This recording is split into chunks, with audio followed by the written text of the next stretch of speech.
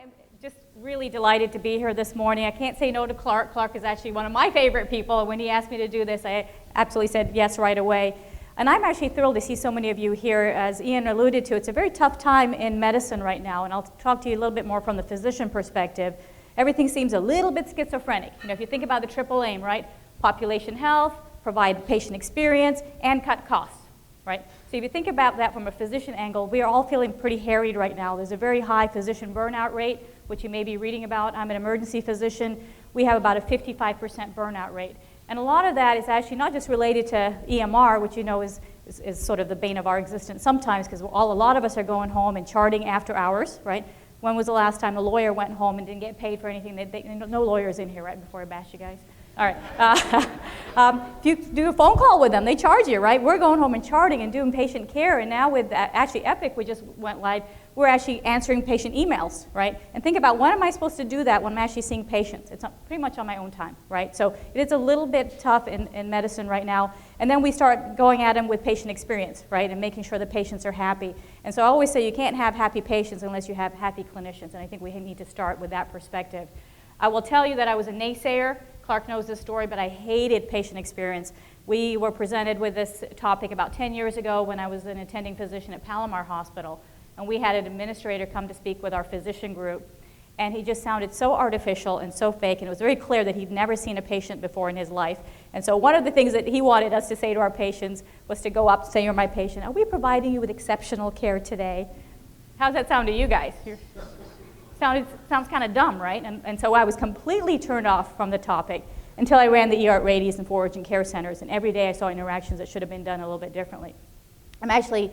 Was telling Chris Van Gorder's name is on this talk. We just gave it in San Francisco at the Prescaney conference.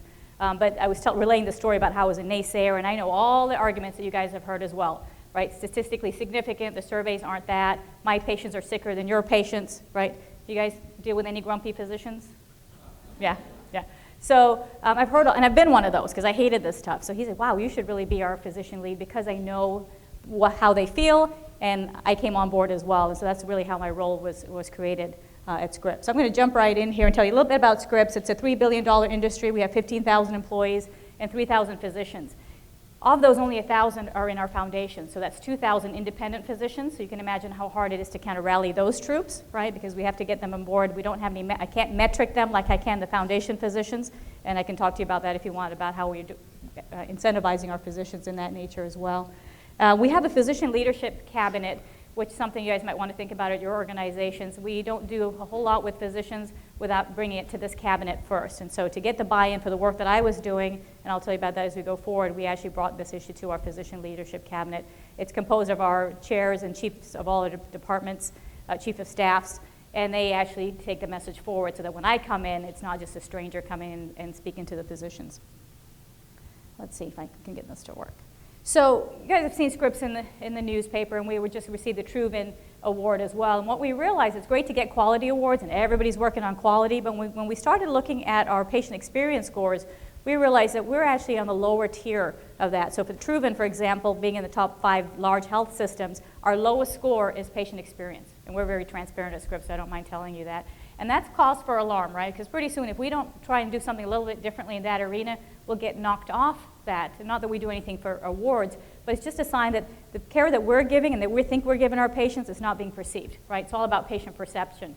And part of what I feel like I'm doing is changing the culture, and I'll talk about that as we go forward in one of my slides as well, because a lot of times, and you know the physicians and clinicians in the group as well, we kind of treat the patients like we're doing them a favor a lot of the times, right? They're kind of lucky to see me. I got a 3-month wait, and good for you for getting in, versus the other way around, where they're actually doing us a huge honor by coming to see us, right? A lot of our physicians in the emergency departments are feeling overwhelmed, as I mentioned to you, and I've coached several of them, and one of the first things when we go in together, I usually go in with the physician, speak with the family and then the patient, and then I go back in afterwards and see what their perception was. And I'll relay a story. One of our docs could not understand why his scores were so low, and so I decided to shadow him one day. And the very first patient was a 2-year-old, had a little bit of a runny nose, mild cough, no fever. And we know that going in the chart because it's on Epic. And he goes in, the first question he asks the mom is, "What's your emergency today?" How would you feel if I came up to you and you're in the ER and somebody says, "What's your emergency today?" You would feel slighted, right? And so she went through the whole visit. When he left, I asked the mom, how did things go today? And she said, I'm pissed. And she did not tell him that. She was willing to tell me, but she didn't let him know because, of course, he has to take care of her. And I said, can you tell me more about that? And she said, first of all, I'm a single mom. The daycare called, and I had to take my kid out of daycare, and I need a doctor's note to get the kid back in school so I can go back to work because she's an hourly employee, right? Otherwise, she wouldn't have come in. She could not get into a private physician's office on same-day notice, right, which you know how difficult that is. So it really is about the words that we use. I go out and I tell the attending physician that you really made them unhappy in that room. The mom's really upset. And he was mortified. He really wasn't trying to be a jerk. He was actually trying to figure out what they were doing there because it didn't make any sense based on the complaint. But it's the perception, right? And so I said, if you can just stop saying, what's your emergency today? You would get a lot further, right? And maybe just say, what brings you to the emergency department today? A lot of our patients have been sick for 3-4 weeks. They haven't been in, to see anybody, and something triggers them to come in that particular day. There is a reason they choose to come that day versus the night before or 3 weeks ago, right? So changing some of the terminology, I think, is what we need. Chris is actually, we're lucky we have Chris because he's actually an EMT way back when he was a police officer, so he gets it. I know a lot of your administrators may not have that clinical touch, and so I think it's really important that you guys get them out there to the front lines as much as you can, because it's a whole different perspective than sitting in what we call the ivory tower than it is when they come down and roll up their sleeves and see what it's like for us when we're trying to chart and do things in real time, as Ian alluded to. Most of us will come on board as the physicians, but it's really when we see you out and about and that you're trying to make our lives a little better and understand our perspective. And so we're very fortunate to have that kind of chief executive, but I encourage you to get your people out there. When we went live at Rady's, our chief CEO came down and joined us for a short amount of time, but then disappeared, and we didn't see her for a long time afterwards. And it's that continued support that's important, not just you go live and then you disappear. We really need to see you and feel that support. So a little bit about what I teach the physicians. You guys have probably heard about the value-based purchasing program. I'll tell you more about that in a minute. You talk to the physicians about the legal consequences, right? The kind of what's in it for me, right? You can't just tell physicians, well, you need to start being nicer to your patients. Kind of explain to them the why, and I'll show you some data on that as well. I also can't just go into the physicians and tell them you need to be nicer to patients and communicate better because you'll get sued less. They actually want the data. So we actually have studies that you can take and use with your clinicians as well. And then all the quality indications. We're getting dinged on readmissions. So if we don't explain better, we don't do good discharge instructions, that's part of the EPIC and the other EMRs that you're using, then they come back and we get financially dinged on some of the big quality things such as congestive heart failure, acute myocardial infarction, strokes, and things like that. We actually get dinged if they come back within 30 days. But the big one is loyalty. I know all of you are kind of working on market share as well. Some of you are promoting your organizations, and it's getting tighter and tighter and more competitive as people start trying to spread their word and capture market share. At minimum, they want to maintain what they have, right? Because you don't want to lose it to somebody else. And everybody's working on quality. You guys know that, right? Everybody's working on the hospital-acquired conditions and readmission rates, and also everybody's working on the patient experience. So if we don't do something a little bit differently, we are going to drop off. So those are the reasons I tell the docs. There's a whole lot of things that go into the value-based purchasing program. A lot of it is outcome measures, right? The 30-day mortality, things like that. But we're going to focus on the patient experience today, and that's 25% of the bucket. So if I tell you for this fiscal year, everything for value-based purchasing is based on data that's 2 years back. So for 2017, $8 million was sort of on the line. So the CMS withholds about 2% of our Medicare payments, and then we get a chance to earn back that amount plus some more, because that's the only one that's incentive-based. So for this year, it's $8 million that's on the table. And 25% of $8 million is? I'm making sure you guys are awake already. Come on, let's do math. $2 million, right? Okay. Anybody want to guess how much of that $2 million we're getting at Scripps this year for patient experience? Wild guess. $2 million is on our table. How much do you think I'm actually getting back? 45,000? Oh, that's piddly. We're not that bad, but we're close. 100,000? 100 million. Okay, you guys are close. You're actually in the right. We're getting, let's see if I got the slide here. Busy slide, just look at the bottom for a minute. Of the $2 million, we're getting about $223,000. That's $1.8 million on the table for something that we should be doing regularly anyway, right? And so that's sort of why this got highlighted at Scripps. I started presenting it like this a little differently, and people started looking at the money. So if you look at Encinitas, for example, those of you who are from San Diego know it's a nice hospital. They got a new wing. Out of $360,000 that they could have earned, they're only getting $13,000. That's pitiful. It really is. And I don't mind, I'm pretty upfront, as you can say, and I tell them that to their face. That's pitiful. You know, you guys should be doing better. If you look at Mercy on the bottom, I think it's, I can't even read because I don't have my glasses on. Mercy Hospital, they could have earned $651,000. That's a lot of money for a disproportionate share hospital. It's one of our underprivileged areas, for those of you that aren't from San Diego, and they're getting $4,000. I mean, think about how much they could do with another 650 grand, right? So it kind of behooves us to kind of look at this a little bit differently and start turning up the dial based on just what we're seeing. The parameters are in, and you guys can look at these on your own, and we have it based on every single hospital, and these are the things that we're working on. Nursing communication, physician communication, the big three questions are treating with courtesy and respect, which we all want from our physicians, right? It's listening carefully and explaining in a way the patient understands. That other one is a little bit tougher for some docs. I actually was rounding in the emergency department with one of our hospitalists a couple weeks ago, and I told her you need to use the word explain so the patients know that you're explaining to them. So she said, okay, I can do this. And she goes in and she says, let me explain the plan. I'm going to order a HIDA scan with an ejection fraction to rule out acute cholecystitis. I kind of know what that means because I'm in the medical field, but you can imagine this poor patient is sitting there going, okay, so just using the word explain doesn't make any sense, right? And I could tell immediately from his face that he had absolutely no understanding of what she had said. But he just told us about 5 minutes before that he was a finance officer in a medical gadget company, so there was no way that he was going to confess that he didn't understand, right? So part of what we need to do with our physicians is train them in body language, right? You should kind of know when the patient has a blank stare on his face, right? So I asked the patient, I said, do you understand what that means? And he had a sigh of relief. He goes, Doc, I have no idea. Can you explain what you just said to me? And so I'm trying to get back to the basics. We use a lot of medical jargon as well, so explaining in a way the patient understands is really important.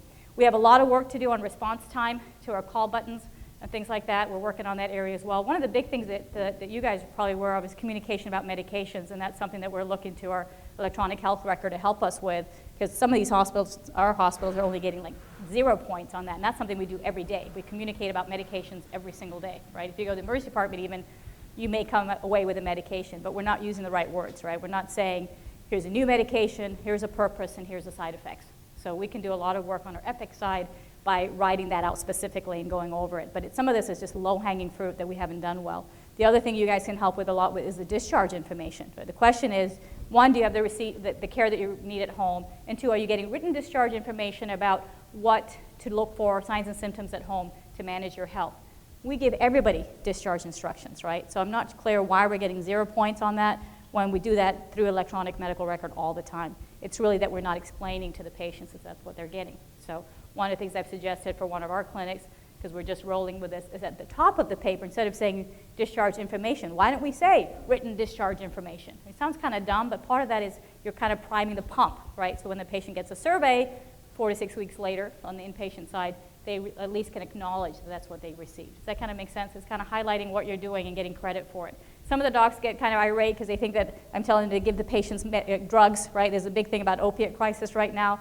That's not what I'm suggesting to them. If you don't feel like the patient needs antibiotics or narcotics, by all means don't give it to them, but it's really the explanation that makes sense, right? So we have some emergency physicians in our Mercy department who say, well, my scores are low because I see a lot of the drug seekers.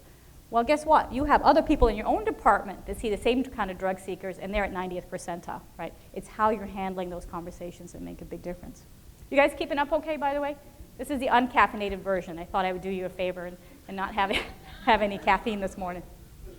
We're actually reporting our physician scores. Any of you guys doing this at your sites right now? Reporting? Oh, just one of you, or 2 of you, okay. So this is just on our internal website. So we get the Press 80 surveys. You have to have about 30 surveys before you can post it. So if you go to our doctor finder, for example, you can look up physicians. So even more incentive for them to actually start scoring better, because you can imagine if I need an ophthalmologist, I'm not going to go to a 2-star ophthalmologist. I want the 5-star ophthalmologist, right? Our independent physicians are a little bit on the downside of that because we can't, furnish the surveys to their offices. They kind of have to do that on their own, and so we can only do it for our foundation physicians. So there's nothing for those independent physicians. So something for them to think about as well going forward as we get more and more involved in patient experience is for them to think about how are we going to do that, and probably some of you will be helping set those things up for them as well. But this is now getting more attention rather than less. And I told you I was a naysayer. I was hoping patient experience would go away, but it's not. It's picking up more steam, unfortunately. This is one of my favorite quotes. If the other guy's getting better, then you better be getting better faster than that other guy's getting better, or you're getting worse, right?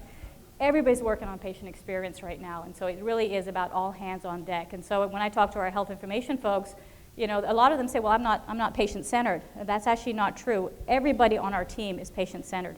Think about the phone calls that you receive.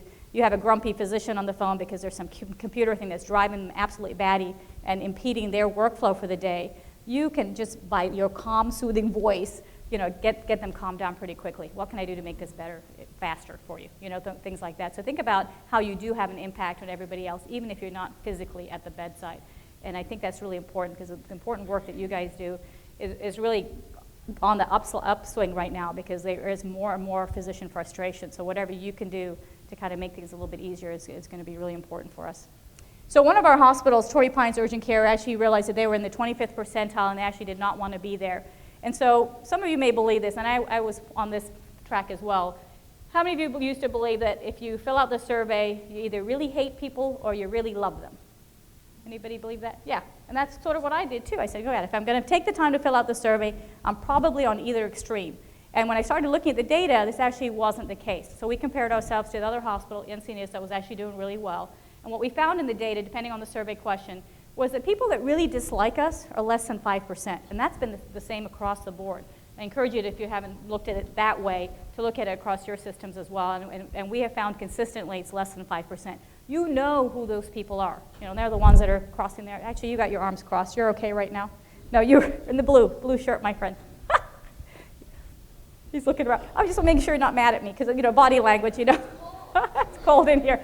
But you had a smile on your face. But you can tell who those people are, right? They're sort of grumpy, and you don't want to go past their room because they're really, you know, we'll go around the ER so we can avoid their room, stuff like that. But the people that, then you know who they are. And what I tell my staff to do is escalate those, right? Don't spend a lot of your time on those patients because if you say, what can I do to make this better? And like, there's nothing, everybody here is horrible. You know what? Have somebody else deal with them, right?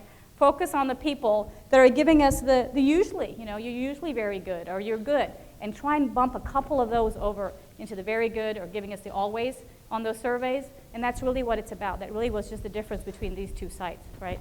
So when I presented this at Torrey Pines, you know, we had group training, which I'll tell you about. We had everybody, the whole team was there. Because I think we've done things in silos. You train the physicians, then you spend some time with the nursing staff. We decided to get everybody in the same room. So starting from the front desk all the way through, including patient transporters. And so the physicians had the typical argument about statistical significance. And I said, I hear you. You know, I've been there before. I can either help you or you can stay back on that statistical significance and you're never going to budge your scores, right? We can't get, this is the way it is what it is, so let's get over that and move on. So they said, okay, fine. Okay, how are we supposed to move our dial? And so I was thinking on the spot and I said, why don't you be nicer to 2 patients or do something a little bit different for 2 patients a day? And don't ask me how I got the 2 patients. I was thinking on the spot there. So I said, be nice to do something different for 2 patients a day. Guess what their next question was? Which 2? How did you guys know that? I'm like, you've got to be kidding me. I just made that number up, and now you want me to tell you which 2 to be nice to? I said, okay, why don't you pick the first? I said this very confidently, by the way. First one and the last one, you know. But guess what? Pretty soon you can't be nice just and do something differently for one patient. You end up changing behavior. And that's exactly what we saw at that site. I'll show you that data in a minute, right? It is something about doing one thing differently for the patients that you normally do. This slide is what we're trying to instill at Scripps, culture eats strategy for lunch every day. And what I mean by that is I can present data, and we've done that over the past 5 years. We present data to everybody, and we're just not getting anywhere.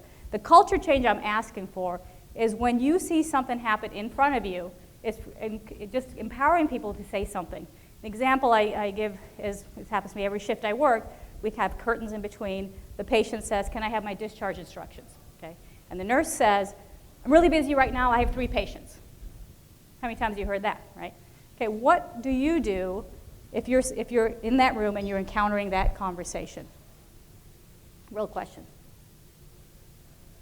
So I asked my staff this, and a lot of them say, well, they will jump in, and they would help. They would say, you know what, let me get the papers for you. You know, let me help you out. That's fantastic, but what's the next step, right? And when I asked the physicians what they would do, almost 100% of them will say, well, maybe she is having a bad day. I wouldn't do anything differently. And that's the culture change I'm asking for.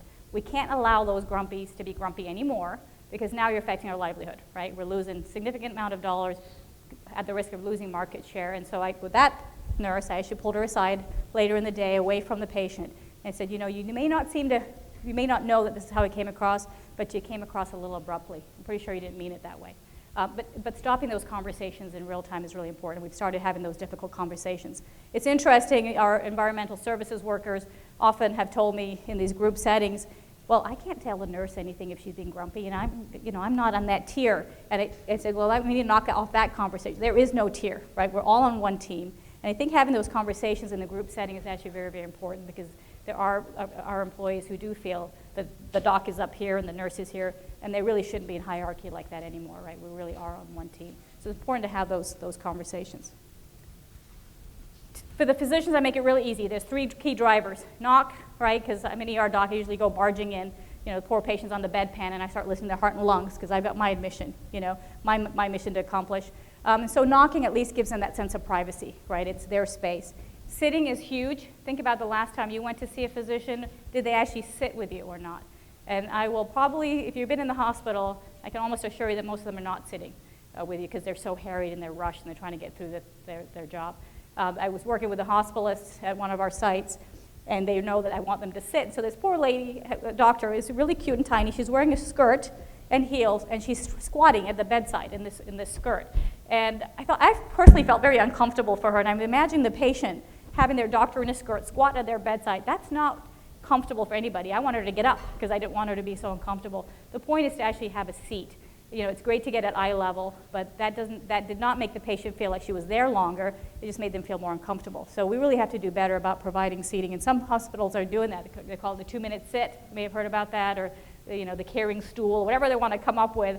But it's really important for your physician to sit with you. And it's getting harder with the EMR. I think a lot of you have laptops and things like that make it a little bit easier. But the question is, how do you roll in the patient into that conversation? And we'll talk about that going forward as well.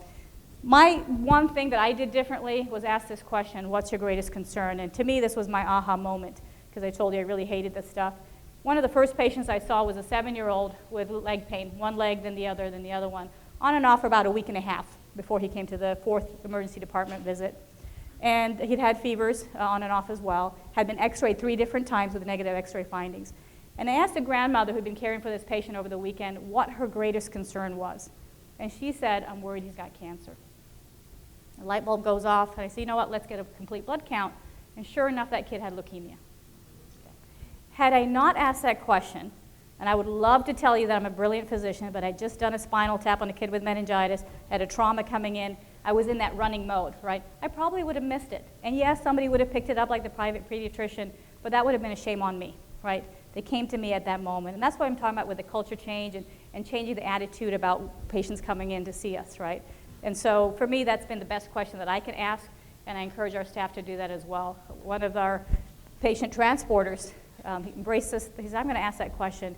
He asked one of my patients who was going to CT scan, right before he took him to CT scanner, he said, do you have any concerns? And the patient wasn't going to tell me because it was sort of in his mind an unfounded fear, but he told the transporter, he said, I'm afraid I'm going to die in the CT scanner. That was his deep-rooted concern. And so Rick, the transporter, came out and he said, hey, doc, you might want to go back in room 3.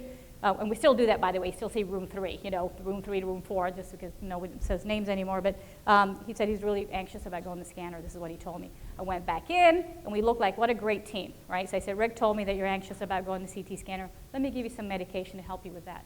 That would have been an opportunity that was missed. Here is a guy going all the way to CT scan, wondering if he's going to die in the scanner. I mean, that's terrible, right? So I think it's all levels of staff. It's not just the physicians. Here's a transporter making a difference in somebody's life. That's pretty huge. So I told you the docs want data, right? Why do I have to sit? Here's a great study that shows that if you have a standing conversation with a patient, they underestimate the amount of time that you're with them by 8%. And that's huge. We're running around so much right now that if you give me a little extra time and the patient feels like I'm giving them extra time, that's huge, right? If I sit and have the same exact conversation, they overestimate the amount of time by 15%. And that gives me a lot of extra credit, right? On the right lower hand there, this is our physician, Dr. Strausser. You can see the abdominal bump there. This is a 35-year-old with end-stage stomach cancer who wants to know what his last days of life are going to look like. You can see the curtain in the middle, and there's one chair in the corner where the caregiver is sitting, the sister. So she's not going to ask the sister to get out of the chair to have this conversation, right? And so this is a conversation that normally she would have had standing over the patient. And imagine if you're on the other side of that bed, and here you're having this meaningful conversation about the last days of your life, and your doctor is hovering over you. So I try to put ourselves in that position. Would you want you taking care of you, right? And if the answer is no, then you should do something a little bit differently, right? And so when I walk into work, you know, they want to see Dr. Sharieff. They don't want to see Mrs. Mom, who has got 2 teenage daughters who are driving me absolutely batty at home, right? They want the show. And so I will go into every room and give them what they deserve, right? They want that full attention, right? So here's me at Rady's. You can see, you guys are in the field. This is not very patient-friendly, right? The screen is up pretty high. And yes, people say, well, why can't you adjust it? Well, can you imagine if I have to do that 30 times a day? Because every time I go lower it, guess what the nurse does? She comes in and puts it back to her height, right? So I'm not going to muck around with that all day, and the stool's kind of low. And so at some point, I have to figure out how to sit at the bedside and be present, right? The other thing that we've seen at some of our sites is the computer is on the wall, so the back is to the patient. Have you guys seen any of those setups before? I mean, who designs that? You know, that's clearly none of us that have actually been on the other side of the bed. I'm always curious to see who did this design. It may be good for plugs and things like that, but it's really not good for the patient. And so I will roll them into the conversation, and you guys are experts at this, by saying, hey, I'm looking at your vital signs now. Look, your heart rate looks great, your blood pressure looks good, right? So they're looking at the screen. I say, this is great. You've got great stuff in here. Bad news is you've got a doctor typing, so bear with me a little bit, and that gives me a little bit of extra credit, right? And I'll tell them the good news is your doctor can see everything that I do in real time. That's huge, so just bear with me a little bit. I actually was saved one time by doing, well, I had a bad experience and then I turned into a positive that I do now. I was seeing 2 simultaneous 15-year-olds with right upper quadrant pain, and both we ordered liver function tests on them. I was staffing a resident at the time. She presented the labs to me on the computer. I didn't look at the name because I figured she knew which chart was open, and she showed me the labs, and so we sent this particular child home. This is sometimes God works in funny ways. I'm not a religious preacher or anything, but sometimes I feel like it's better to be lucky than good. And I woke up with severe epigastric pain, which I never do. I woke up at 5 in the morning, and I couldn't get back to sleep, so I decided to look at charts and start signing my charts off.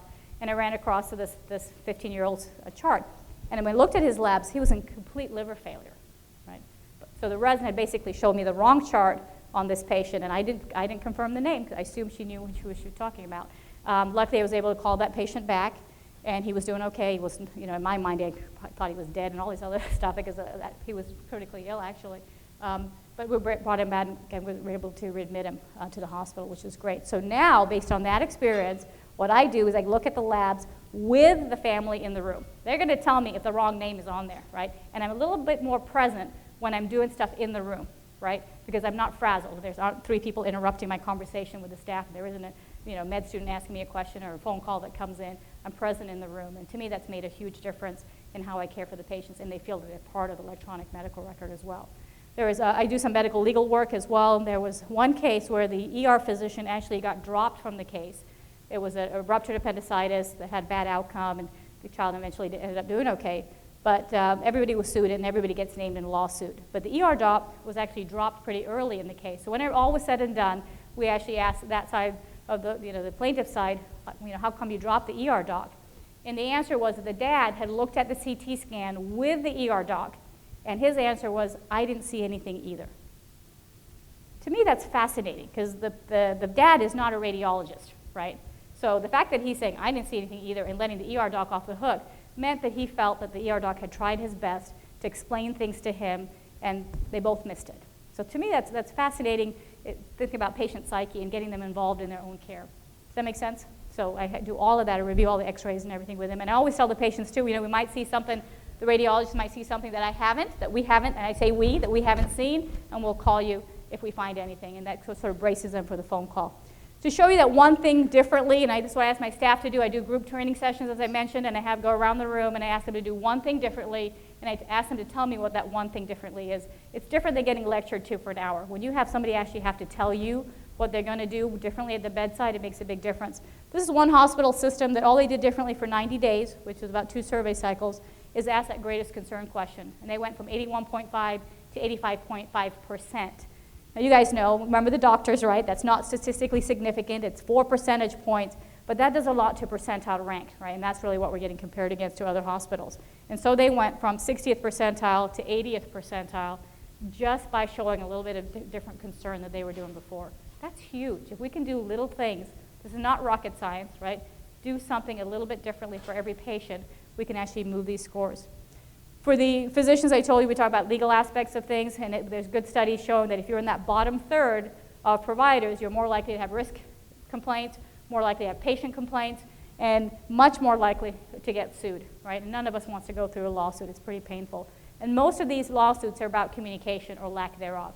You know, if you take off the wrong limb, there's not a whole lot I can do for you, because, you know, you're going to get, most likely get sued for that. But if it's a communication thing where you may have made a medication error, but the physician doesn't go back and explain things to the patient, you're more likely to be upset. And we're seeing, as you guys know, higher deductibles, right? So patients are paying a lot more out of pocket than they used to. So you can imagine we're getting a lot more phone calls now with disgruntled patients. Even more important that we actually do better about explaining the care that they got, right? Otherwise they will be unhappy, especially when the bill drops.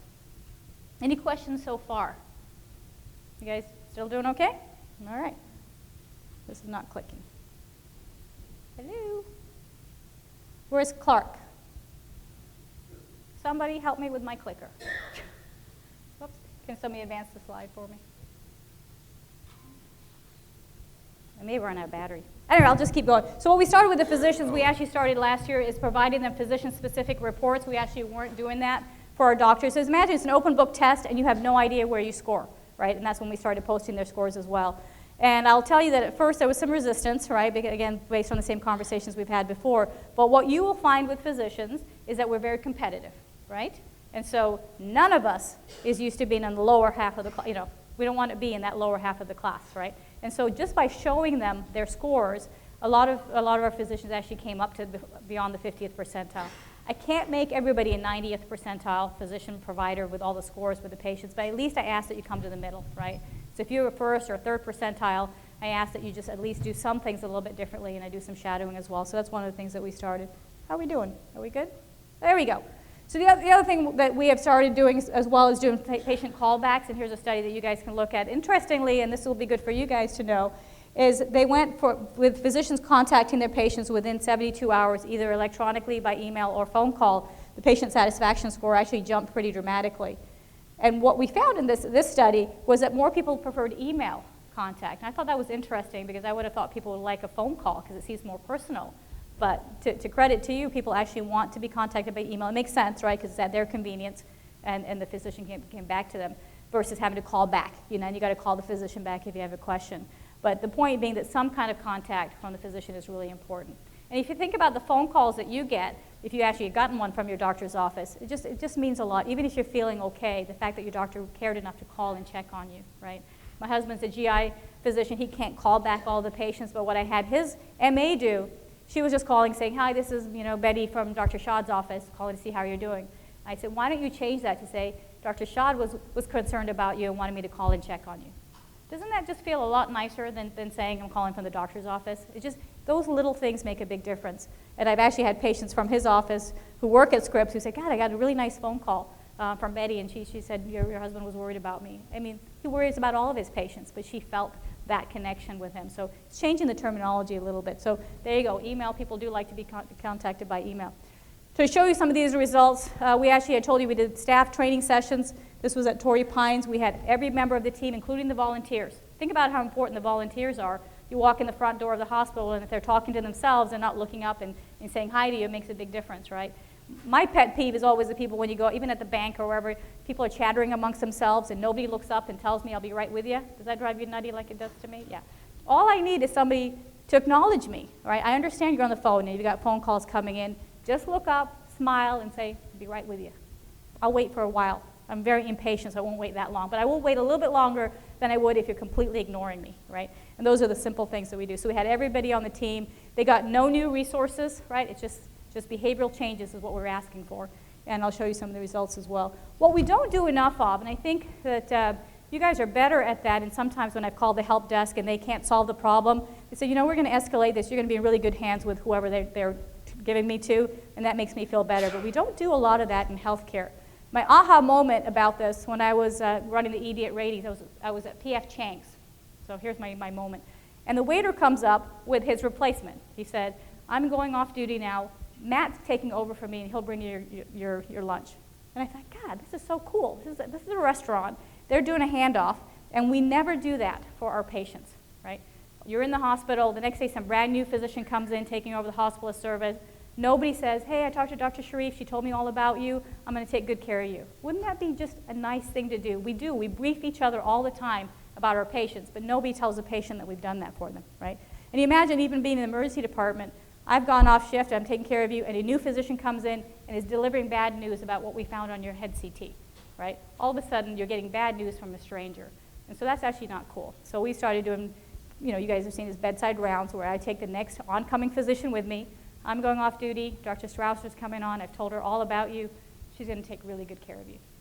That just makes you feel so much better about the care. And you'll notice in healthcare, we just don't do that enough. The transporters are the same. When I asked one of them what he was going to do differently, he said, I realized that I am part of the team. I just thought I was transporting the patient back and forth. I didn't realize that I have a lot of time with these patients now. And so he said what he was going to do differently was when he dropped the patients off at the surgical suite ready to get their operations, he was the last non-clinical person that patient saw, right? And then all the nurses and the physicians took over. And he said, I'm going to put my hand on the patient's arm, and I'm going to tell him, you're in really good hands. And he started doing that. I ran into him a couple of months ago, and he said, it's me, I can feel, just physically feel the patient relax when I do that right before they go in. All members of the team make a difference, right? All right. So this is Torrey Pines. I told you they started at 25th percentile. They're now actually higher than 50th percentile. That's still really bad. I get it. We don't want to be 50th percentile. But think about this, the behavioral change that goes along with that. This is all just behavioral changes. They didn't get a new emergency department. They didn't get any new people. This is all just by managing each other up, which is pretty important. The physicians in that group, the one I told you that they want to know which two patients to be nice to, that group went from 70th to 90th percentile. That was by providing them their scores, by them doing one thing a little bit differently. Sometimes it's just a matter of getting a blanket for a patient. It's really just not that hard. They're cold, let me get it for you, and you come back as a physician and give the patient a blanket. It's really just not that hard. So it goes to show that doing these little things can make a big difference. And then we also started doing one-on-one coaching. So I actually do shadow physicians, as I mentioned to you, and provide them with individual results. And then I go back and talk to the patient. So here's what our report looks like. We did it blinded initially because it's kind of not fair to blast scores with names all over it at the department level because we had never done this before. So we give it by corporate ID, and then everybody gets their score on a monthly basis. And you can see our people start off sometimes in the red. They actually don't want to be there. Physicians, as I said, are very competitive, and a lot of these will autocorrect. They'll email me and say, can you give me some tips? What do I need to focus on? And then they'll come above the 50th percentile on their own. Some of them never do, and I'll show you the next slide here. Everybody else came up. This one person that's at the top that's at the lowest performing provider in that entire group actually just stepped down in June. He just was not able to get on board. And that's okay. Sometimes we need people to leave, right? And let the new crew in who's on board with this stuff. But everybody else sort of self-corrected after some group training. These are some key words. I won't go through all of these with you, but if you guys go back and look at your surveys, whatever survey you're using, if you work for are you on the inpatient side, then look at that survey, and we try to kind of match the wording. It's not that we're gaming the system, it's just we want to get credit for what we're doing. So if you think about it, privacy and respect is really important. How many times do we examine patients all day long and we never tell them? I always cover my patients when I'm doing an abdominal exam, right? I keep them covered, but we have to point that out. Out of respect for your privacy, we're going to keep you covered, right?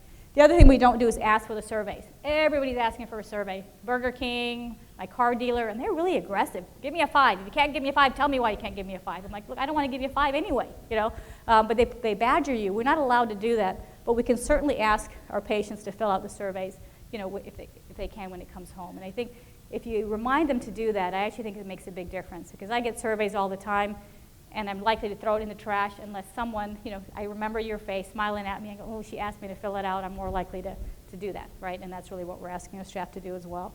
What I don't like, and part of my coaching is telling people what not to say. What I don't like to hear is we're doing our best right now. We're really busy, right? We're short-staffed, and I'm sure you guys hear that all the time as well. As a patient, you don't care with those logistic things, right? We see that all the time when people answer the call button, right? Your nurse is busy with another patient right now. That just makes you feel like you're not that important because she's busy with somebody else. How about the nurse is with another patient or caring for another patient? Is there anything I can do before she gets to you, right? So changing some of that terminology is very important. Yeah?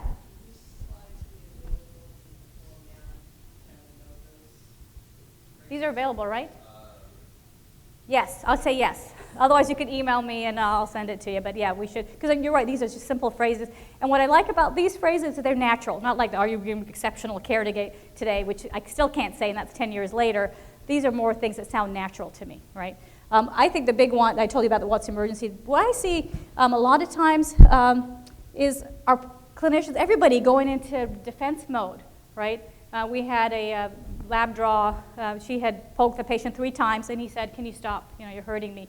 And her response, and think about what your response would be, somebody's telling you, you're hurting me, right? And what you should say to that patient, her response was, well, if you don't let me get your blood now, it's not going to get drawn till noon.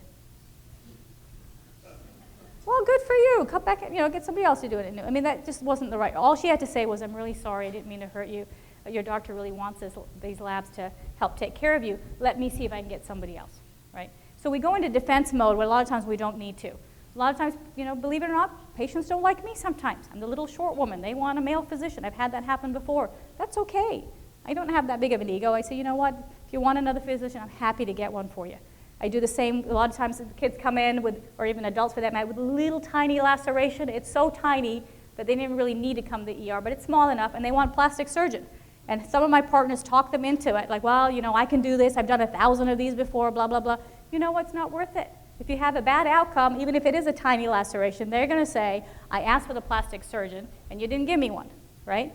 And so sometimes it's okay to give in to the patient's will and just put your ego aside. One of the things I do tell people who are really upset is, I apologize for making you wait. I apologize to every patient that I see in the ER because they've all waited for me for some point. I'm here now, and I promise you my full attention. It's really hard to stay mad at me when I'm saying that to you, right? And I mean it sincerely.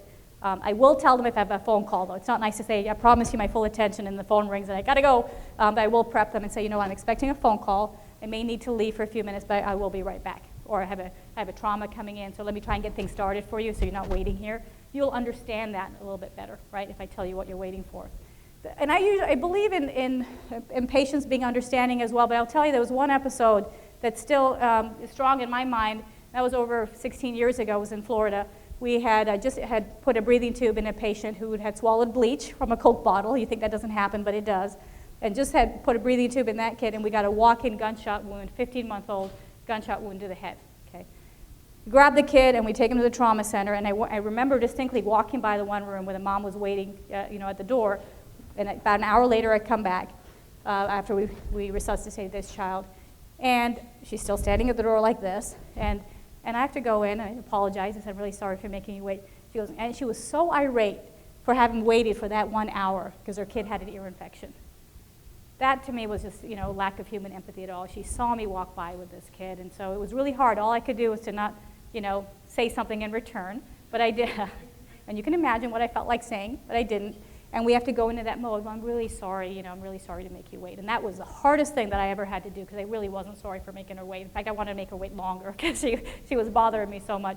That is the one thing that I will recall about, just having to apologize and be humble sometimes. Oh, the worst thing we do is say nothing. I can't go back to the slide, but we know that people are upset and we don't do anything. It's better to say, you seem really upset right now. What can I do to make this better? Again, that appeases everything. And then instead of, do you have any questions, how about what questions do you have for me? What can I explain further for you? That's a lot better than do you have any questions, because even I as a physician don't like to ask my physician questions because I don't want to look dumb, right? But if she says, what questions do you have, I kind of have to think of one because I don't want to look dumb by not asking a question, right? That's the opposite side of things. So just an example of the physician coaching I've done. You don't have to look at these in detail, but the physicians that want to get coached and do differently have all come up about 53 to 55 percentile individually, which is pretty dramatic change if you think about it.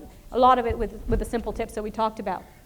And then I was asked to coach, I call it forced coaching. This paper was just published in Journal of Patient Experience. So the division director would say, your scores are really low, Dr. Sharieff is going to contact you and she's going to spend some time. And I'd reach out to that physician. And I can tell you, I knew from the moment I walked in to shadow with them that they were just not interested, right? But I did it anyway. And 2 of them actually dropped their scores, which is kind of pitiful. There's only little things that you have to do to go up. And on average, they only went up about 5 to 7%, which is pretty bad, So now I don't do that anymore. I make them contact me. You need to email me if you want some help. And it kind of gets them invested in what I'm teaching them if they have to make that contact.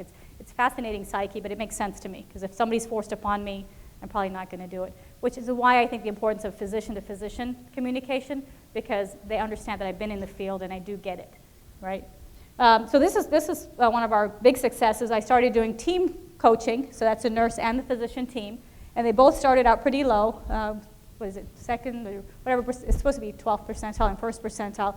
And with these key tips, they're both above 90th percentile now, which is pretty dramatic considering these are just wording changes. You know, I can't make you be friendly, but one of the questions on the nurse's side was friendliness. And when I shouted her, it was dead silence. She would call the patient's name, and there was silence all the way to the weigh scale, right? And so I'm feeling uncomfortable because I'm a little bit of a chatterbox. So I fill in the blank for her because I hate empty silence. I just said, you know, what are you doing this weekend? And guess what? The patient talked the whole time, you know, all the way to the scale. And then I asked him another question, and then he talked all the way to the exam room. Guess what? She started doing that. Her friendliness score went up. It's not about you being overly dramatic about things. It's about engaging the patient. So you can do some simple things even if you aren't friendly. The physicians in another site actually went up as well. You can see the small percent point. They went up like less than 2%, and they jumped into the 86th percentile, again, just by doing some of these little tips. But my pride and joy has been our Chula Vista site. One of the floors started at 20th percentile. They really hit this hard starting October, went through busy winter, and so far about 54th percentile, which is pretty dramatic change, as you can imagine, on that side and that floor. But the cool one is the cleanliness. To go from 18th percentile to 74th percentile, cleanliness is a topic that all of your hospitals are dealing with. It's one of the big survey questions, and we never get high scores in that except at this hospital. And it came from the staff member from that floor. I asked him what he was going to do one thing differently, and he said, the survey question says, how often is your room and bathroom kept clean? And it's never, sometimes, usually always. That's the question. And he said, I'm going to use the word clean 3 times. And I said, okay, tell me how you're going to do that. Because I'm going to go in, I'm going to say, hey, I'm here from housekeeping. I'm here to clean your room and your bathroom. Is there anything in particular you'd like me to clean? So he's getting the patient involved, right? Most of the time they say no because they're feeling sick, but at least you've asked them. And then when he leaves, he said, I'm going to say, I'm done cleaning your room. Is there anything you want me to relay to the nurse? So how many times has the patient heard the word clean? 3 times, right? So guess what? When the survey comes, more likely to give you an always than a sometimes, because he said that 3 times. I thought, that's pretty cool. I saw him in the hallway about 3 weeks later. He yells across the hallway, hey, doc, clean, clean, clean. That's so cool, because guess what that means? It means he's doing it, right? If that Pavlovian response when he sees me to say clean, clean, clean, you know he's doing it, and here are the results. I mean, it's just not that hard. This communication about medications and understanding the purpose of medications, all they did was use the words. Dr. Sharieff prescribed a new medication for you. The purpose is to help lower your blood pressure. There's a couple of side effects like dizziness. You might feel some heart arrhythmia or irregularity. No, you don't want to use jargon. If you'd like our pharmacist to come explain things to you more, let me know. That's all they did. And those scores went up as well. So it's just not that hard to make a difference. This is one of the nursing managers. Basically, you can read this later on your own, but she felt like her staff was making a more meaningful connection. Scores aside, if you can have that kind of interaction at the end of the day where she feels like her staff is doing better with their patients, that's all you can ask for, right? That's really what it's about. So some of the conversations I've had with physicians have been fascinating. This is one of them. And like I said, you've all seen grumpy physicians, so here's one of them. When I started med school in 1989, there was none of this. I just don't understand how any of this equals better medical care. So what am I supposed to say to her? Here's what I said. It is actually related. If you don't make the patient feel cared for and they can't feel your empathy, it makes no difference how good your diagnostic skills are. Because if you think about it, and you guys do this all the time, right? Everything's sort of algorithm-based now, right? When you get standard procedures and you've got the order sets and things like that, a lot of it's not rocket science. You pretty much tell you what to do, right? So that anybody can do that. And I said it's what differentiates an exceptional physician from a good one, right? So she comes back with, I know, okay, I'll try harder, thanks, love you. You know, she went from 12th percentile to 87th percentile just because she wanted to make a difference. But it's having those conversations that's important. Here's another one. It was from one of our trauma surgeons who actually had rounded with the team with his chief of staff and the quality board asked me to send the tips out. So I did what I was told. I thought he remembered me, and he came back with this email. Why don't you round with us and see what we do? I think it'll help understand our service. Your comments are patronizing. So I've dealt with some grumpy surgeons in my life, and my first instinct was to tell them off. I mean, like really tell them off and call them some names. But I figured that wasn't what I do. So here I am. Hi, had I not met you a couple times in person, I would think that your email using the word patronizing was extremely rude. However, I'm hoping that you did not mean to come across this way. If you have a better idea for improving scores, please let me know, but I hope that we can have collegial exchanges going forward. Is that reasonable? That's a nice email. So I'm sitting there going, oh my God, I don't know what he's going to say. What's he going to come back with? Because it could have gone either way. He could have come back really even grumpier. And to his credit, he came back with, I apologize, let's talk in person. Okay. I think that's part of the value of doc to doc. He knows I've been in the ER, worked the trenches with him as well. And so, you know, imagine an administrator trying to have that type of conversation. I even told our CEO this, and he was monitoring in real time. He goes, let me know what he says, because it was sort of a fascinating conversation. And he goes, if I had said the same thing to that doc, I can guarantee you that he would not have said, I apologize. So that's kind of cool, huh? I talked to you about this as well. Here's some emails from our physicians about coaching. Everybody comes up, as I told you, once you start showing them the scores. This is one. I'm paying attention to the tips that made me a better and happier doctor. Had good interactions with almost all of my patients, even the drug seekers. That's kind of cool, right? And she feels like she cares about them more. That's kind of nice. I know, it's kind of funny. Here's one, though, that I thought was cute. More satisfied at the end of every shift than I was 10 years ago. Given the pressures and the burnout rate that we have right now, to me, this was probably one of the most heartwarming ones that I received. Now, she said, there's days when I feel like I have the best job in the world. And she goes, fake it till you make it. Meaning, start using, you know, the first time you ask somebody to fill out a survey, it sounds very used car salesman-y. I get that. But it's easier to ask for somebody else, right? So if you guys are on the phone and somebody says, oh, Dr. Sharieff took good care of me, it's much easier for you to say, you know what, you might be getting a survey in the mail. I'm sure she would really appreciate it if you fill it out, right? And that's what I'm talking about, asking for the surveys. And so she's actually faking it in the sense of trying to use some of these tips in real time. I usually follow up with our docs by email to see how they're doing. And so I use the words in the survey. This is one of our docs, by the way, he'd be telling people not to come to the ER. That's the one thing I told him to stop, first of all, just stop telling people not to come to the ER. And so I say, have you been treating everyone with courtesy and respect and listening carefully? Because those are the words on the survey, right? And he comes back with, absolutely, unless I don't like them. Okay. You know, I can only do so much, you know. Keep the messages and tips simple, I think is huge. What's cool for me is once I started doing these group interactions, then I started having individual departments ask me to come to them and give them a little bit more specific to them. So this is in the lab. We just did a 10 to 15-minute stand-up. I gave them some of the data that I gave you now, and they started having these discussions about what can we do differently at the bedside. You know, a lot of times they're going in at 4 o'clock in the morning, lights are on. You know, now they're talking about maybe we can have a light on our cart that's a little dimmer so we're not blasting the room, and kind of think of solutions versus this is how we always do it. For me, that's the exciting piece, and so, you know, having the MD to MD communication for us has been really successful, and we've got a long way to go, trust me, because our scores are still pretty low at Scripps, and we're working on it pretty aggressively.